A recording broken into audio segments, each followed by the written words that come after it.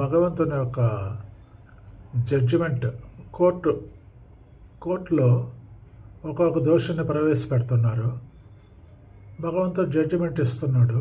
Instantaneously అప్పటికప్పుడు judgement, punishment అన్ని రెండు. ఒకరిని ప్రవేశపెట్టారు. ఆయన నాస్తికుడు, దేవుడు లేడు అని చెప్పేవాడు. దేవుడిని ఆయన్ని చూసి భటులకు చెప్తాడు, ఈయన్ని గౌరవంగా తీసుకొని పోయి స్వర్గలోకంలో వదిలిపెట్టండి అంటాడు. తర్వాత ఇంకొకరిని ప్రవేశపెడతారు కోర్టులో.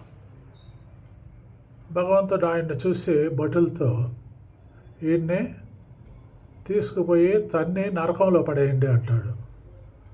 అప్పుడు ఆ భక్తుడు అడుగుతాడు, అదేంటి భగవంతుడా, వాడినేమో భగవంతుడు లేడు, భగవంతుడు అని చెప్పేవాడినేమో స్వర్గానికి పంపించారు. నేను ప్రతినిత్యము నీకు సేవలు నైవేద్యం పెట్టి పూజలు చేస్తుంటే నన్నేమో నరకానికి పంపిస్తున్నారు, ఇది ఎక్కడ న్యాయం అని అడుగుతాడు ఆ రెండో వ్యక్తి. అప్పుడు భగవంతుడు ఏం బదులు చెప్తాడు అనేది ఈ video, a funny video for comedy purpose.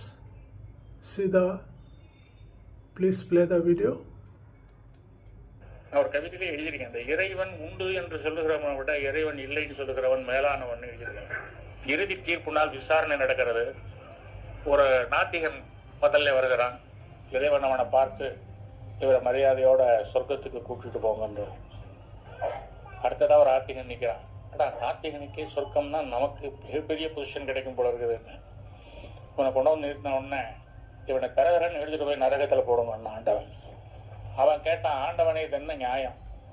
நான் உன்னை தினந்தோறும் வழிபாடு செய்து கொண்டிருக்கிறவன் என்னை போய் நரகத்துக்கு அனுப்புகிறேன். அவன் உன்னை இல்லைன்னு சொன்னவன் அவனுக்கு சொர்க்கம் கொடுத்துருக்கியே, இது நியாயமான்னு கேட்டான். இப்போ ஆண்டவன் சொன்னான், அவன் இல்லைன்னு சொல்லிட்டு அவன் வேலையை பார்க்க போயிட்டான்டா, ஓகே, அவனால எனக்கு எந்த தொந்தரவும் வரல. நீ என்ன உண்டுன்னு சொல்லிட்டு உண்டு இல்லைன்னு பண்ணிட்டியடா, என் பேரா நீ பண்ண అక్రమం కొంచెమా నజమా, డబ్బులు సంపాదించేస్తారు కదా, అన్యాయங்களும் அராஜகங்களும் அயோக்கியத்தனங்களும் கொஞ்சம் நஞ்சம். இதெல்லாம் நாத்தியர்கள் பண்றத எவனாவது நாத்தியன் கோயிலை அடிச்சிருக்கானுங்க, ஒரு ஆத்தியன் தான் அடிக்கிறான். ஆமா. సో